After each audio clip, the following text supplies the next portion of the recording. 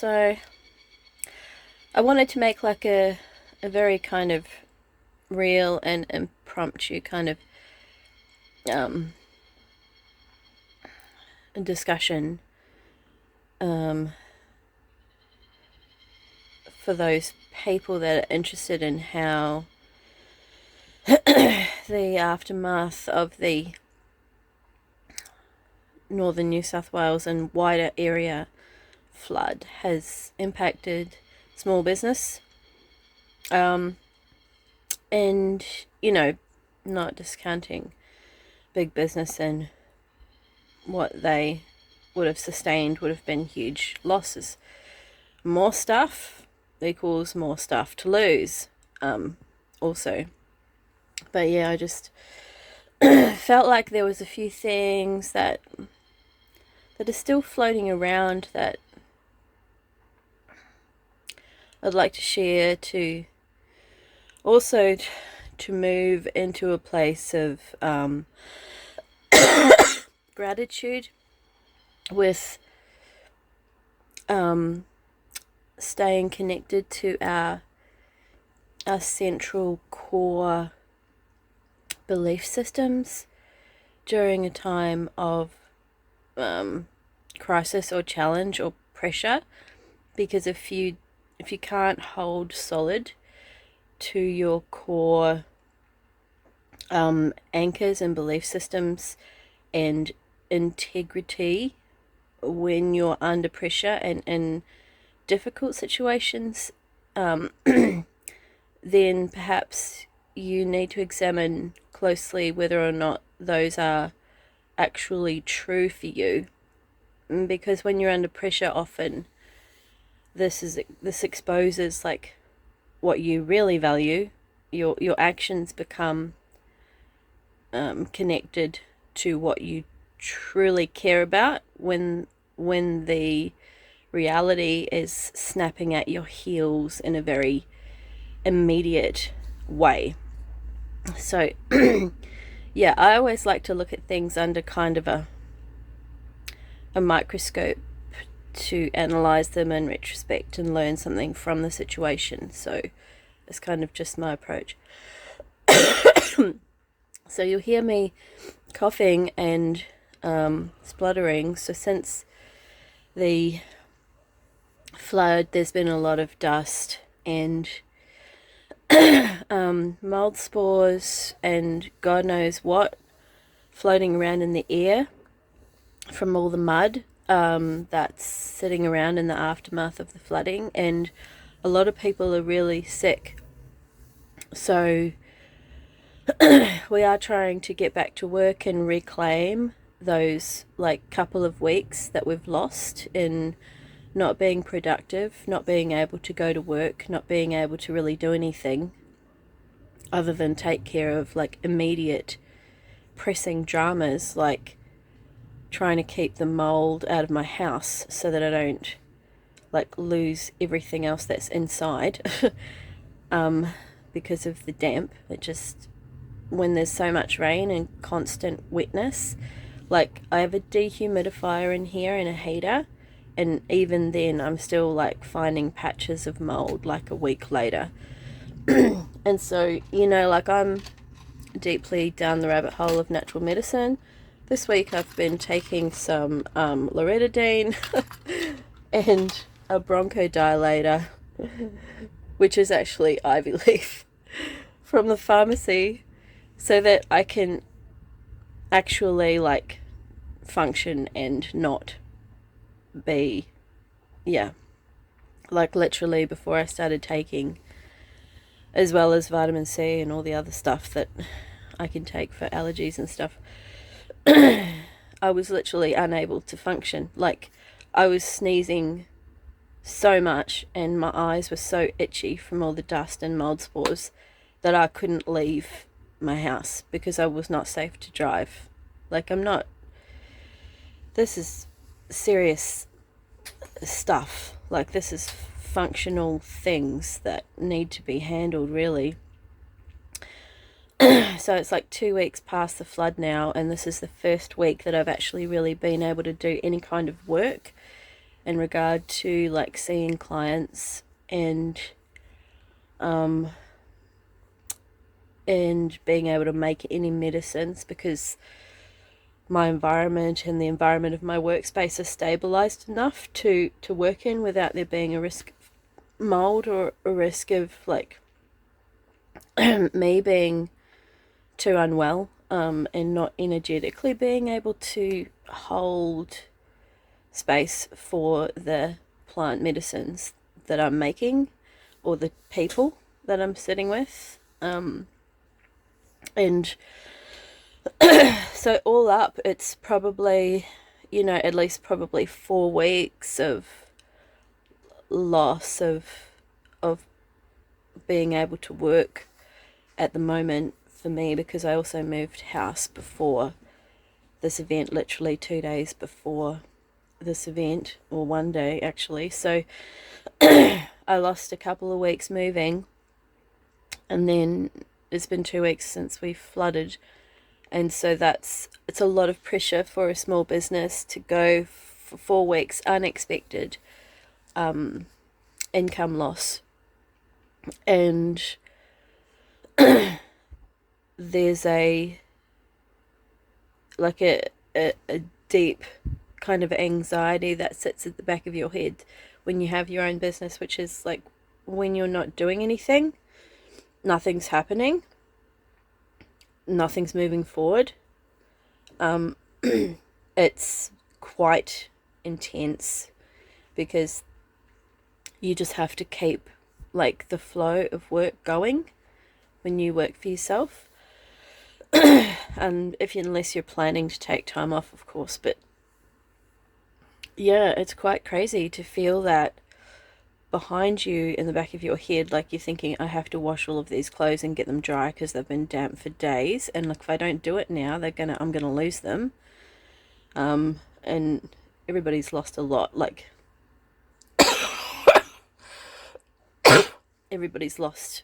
I'm not complaining. I'm just showing this kind of level of like what happens beyond, like the flood's gone, the water's gone.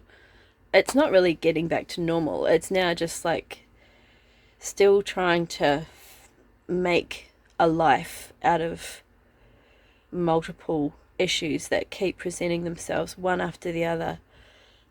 Machinery getting damp, like you go to work, you go to use something that you haven't used since before the flood, and it doesn't work because it's damp. So you've either got to get it fixed, dry it out, take it to a mechanic like I did with my car, or like you turn around every 5 seconds and there's something else that is an immediate blockage that you have to deal with before you can actually get back to work.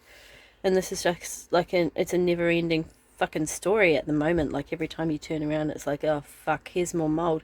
Like I spent like half a day the other day still like continually trying to dry my car out after I had already dried it out, in between the rain that was still coming after the flood, because I opened the boot and found like a few days later that the whole boot had like a good like I don't know, like a good friggin' 3 inches of water underneath the carpeted area. So I had to take the carpeted area all out and pull all of the jack and everything out of the back of the car, and then get all the old towels that I just washed and got dry and soak up like 4 inches of water out of the boot that was still kind of like the moisture was still wafting through the car, creating more mold on the seat belts and more mold in the seats. It's just really relentless. It's just like really relentless. It seems like not much, but when your nerves and you've just been doing this ongoing for so long, it's just like, oh my god, when is this water and this mold going to friggin' disappear? Like, and every time you see rain coming in the sky and you see more water coming and you see thunderclouds and you see the weather forecast, you just freak out. It's like, fuck, more rain, shit, what do I have to move? where, what am I still trying to dry out that I have to get inside? Like, it's real. It's real. And it's just because normally like a once off kind of weather event, and then a couple of days later you're all good. That's normal here. We get a lot of rain and we do get flooding. But this one was really took it into a deeper level as far as what we were able to psychologically and emotionally handle, because the ramifications of it were much more intense. And so a lot of people are like barely functioning. And I mean, like, you wouldn't know it, but a lot of people are still very close to their edge. And so for me, taking loratadine, like an over-the-counter pharmacy medicine for allergy, this is just like a huge level of self-care right now. Like doing something like that, just going, okay, this level of the shit that I have to deal with right now is optional. I don't have to confront that at this moment. Let's take an allergy tablet and let's move on to something that's more pressing, and I will deal with that later. Like, it's very much about prioritizing what you can handle in that very moment, and what you're able to process and what you're not able to process, and being very honest about that, and definitely not trying to deal with everything all at once, because it will push, it does and will push people over the edge. So as far as business goes, I just want to be like so super positive about that, because I've noticed that the like weekend after the flood, myself and a few other people went back to the UK markets and just offered what we could that would be helpful. Everybody still needed to eat. We had organic vegetables still turning up. Everyone still needed to eat. I sold mold spray at cost price because I knew the mold was coming. Something I have experience with. And then just the emotional turbulence of everything. Having a little bit of normality, like coming back into your community on a Saturday morning and just debriefing with the people that are there. Hearing like what happened at their place. Like that side of it was really positive, and then again the following week, the second week, we continued with the market again. And I feel like this is, although it seems like a minor thing, I feel like it's quite important in the sense that we feel a bit more held when we all just continue to turn up for each other, even if we don't talk. It's just seeing the people that you see each week at the markets, getting that sense of a bit more safety and a bit more like, okay, that person's still here, and like just making connections back to the fabric of how your life functioned. Because the interruption to the normal flow of consciousness in the area there was a massive like break in the process of what people's lives were. Like, it was a big schism in the energy. And so when we come back to the markets, it's actually like it's a huge blessing for me and for the people around me. And also I think that I wanted to touch really briefly on the deeper metaphysical understandings of what's happening here. Because we really need to understand that we can stay on our mission and on path and on track during significant interruptions like this. And it comes back to a little bit like I said earlier about being really clear about what your anchor is, your belief system, and what you hold true for yourself, and remembering that even in chaotic and difficult times, because we have to navigate these crisis experiences, and we need to be able to hold our center as much as possible.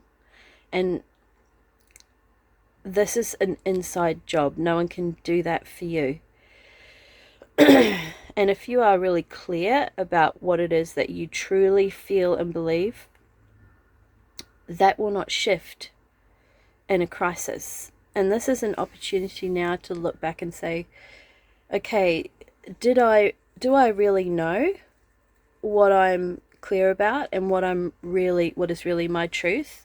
Or did I behave completely differently to what I would normally do in an easier, like less critical situation? And what does that tell me about the belief systems that I actually hold? Are they actually true to me? Because if you know what is in your core, then under these extreme situations, you will feel like you can rely on yourself, and you will feel a lot stronger and more anchored about the decisions that you make, and also how you recover from that. Because inner stability is super important when everything around you is in total chaos. Because we don't, like, ultimately, if we allow the external to control what we are doing, then we are always on the back foot.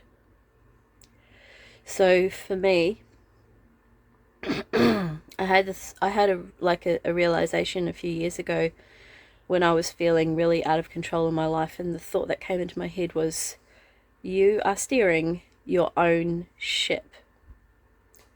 And you need to remember that you are the one steering your ship, not anyone else, not any other external circumstances. And for me, at least, these are opportunities for testing on these lessons. This is a big ask to be put under extreme pressure, and then see, okay, can I hold on to my truth here, or is this not really my truth anymore, now that the bright light has been shone down from the sky and like blown it up. Yeah, it's kind of like the Tower card in the tarot, examining what is real for us, and it can create a fabulous new platform for moving forward based on, okay, now this is what I really value, because when push came to shove, this is what I actually didn't want to lose, or this is what I was really most concerned about. So now I can adjust my belief system and my actions to reflect what was really important to me when the pressure came on. So I found that quite an interesting retrospect experience on the floods, and especially it means a lot in small business, because all of these decisions are guided by you with your business, and a lot of people that are in small business with something that they are passionate about, so it is deeply connected to their like internal world, not just generally, like not just making money. Like heaps of people I know in small business are not really there to make money. They're there because they want to build a life for themselves out of something that they feel really strongly about, and that they have heaps of energy for, so that each day is like it's not a drag to get yourself out of bed and go to work. It's something that you really care about, and you have a lot of energy for it. The other thing that I found that I wanted to touch on was how we just looked into the understanding of polarities in our environment. And sorry, this is a harder topic to put into words because some of it exists kind of outside of verbal understanding.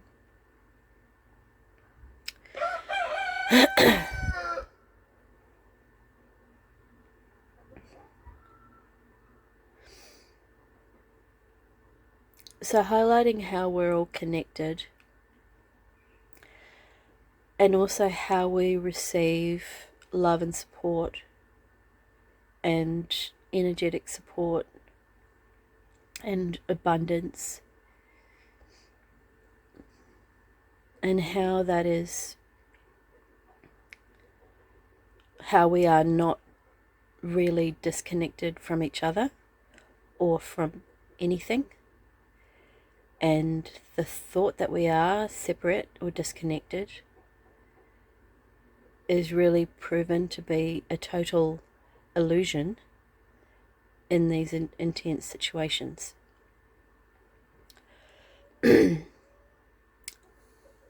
Because what I saw and felt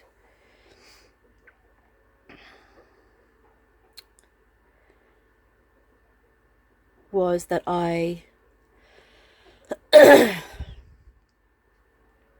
as a part of the fabric of life, I was given or received all of the help and love and support that was necessary for me to get through this, either by strangers, by friends, by the government, or by nature itself. So what I saw was actually an unbreakable union of life forces feeding into each other. I didn't see a lot of separation and lack and negativity.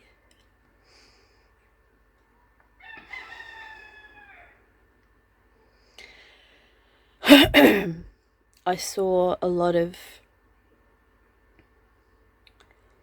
energy supporting energy. Situations where everything was perfectly held, and that in the end, order restored itself through sometimes unexpected means. And I saw through the crisis of this event actually like a holy union of energies working together to lift up and hold and protect a lot of people throughout a deadly event. And I know that for a lot of people, they might not have seen that or felt that, and some people didn't stay on the planet through this event. I'm kind of talking about my experience of it purely from a spiritual observational point.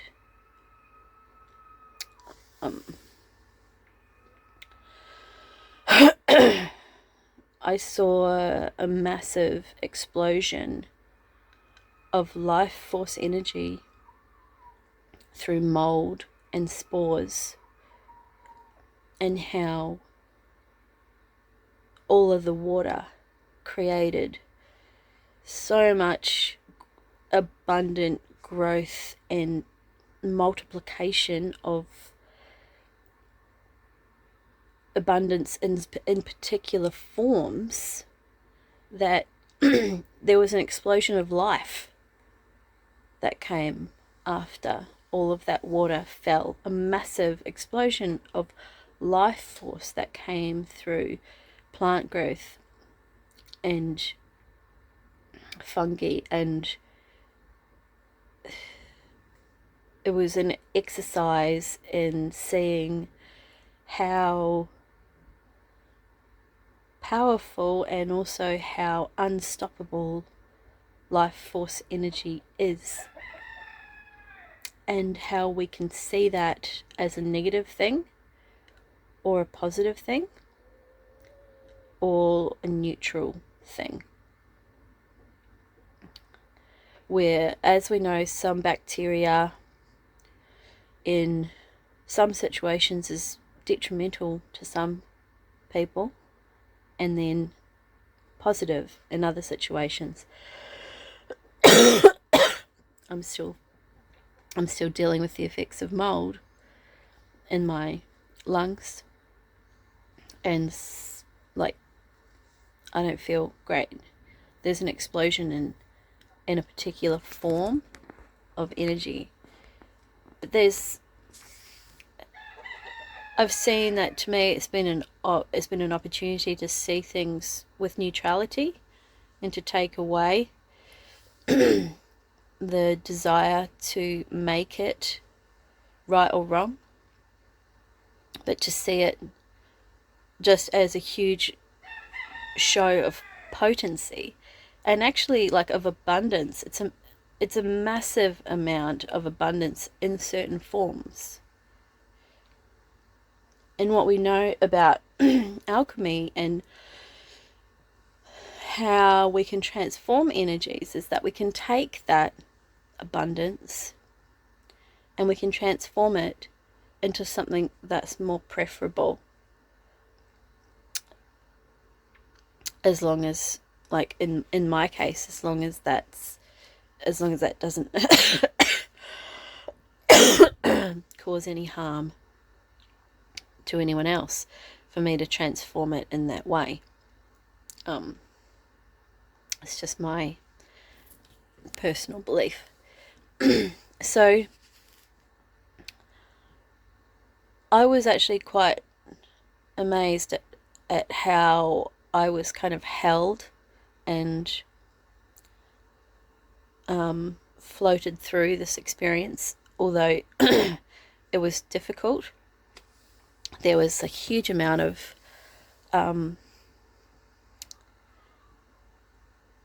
just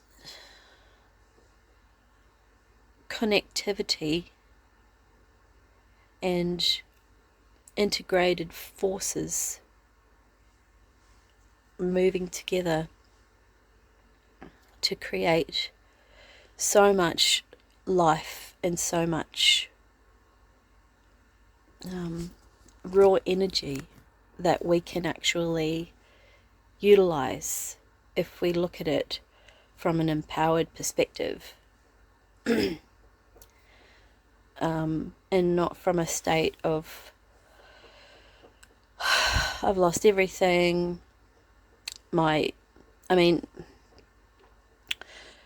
talking about the spiritual concept of choosing to walk through your life either as a victim or as a creator. This is in no way dismissing people who have lost their entire livelihood, their home, everything that they've worked for. This is not about grief and loss, what I'm talking about here for me. This is about the mindset that we hold as we move through traumatic events and how that can create future states of health mentally, and also how we transform our trauma into, by reframing it into a state of how we were aligned through this process.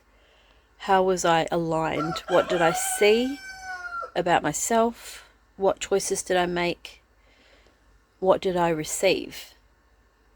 And, I'm quite amazed to see how much I received, and how feelings of separation and aloneness and isolation and separateness were totally dissolved in this experience for me. And I felt a very deep level of connection to the people around me, and also by the life force energy. And this is kind of what I was feeling this morning.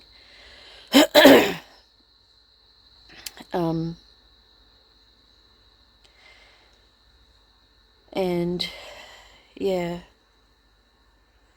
just wanted to throw that perspective out into the universe and see that truth that occurred for me, and acknowledge that I received a really valuable and a very beautiful expression of life and support and guidance, and be an acknowledgement of that, rather than just talking constantly about the loss and talking constantly about the negativity and feeding the collective consciousness of the victim mindset and the positive, negative, and the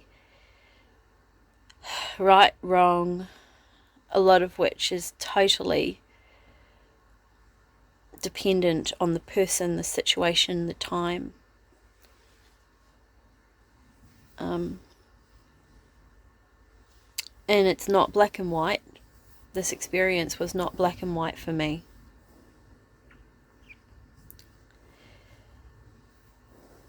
Yeah.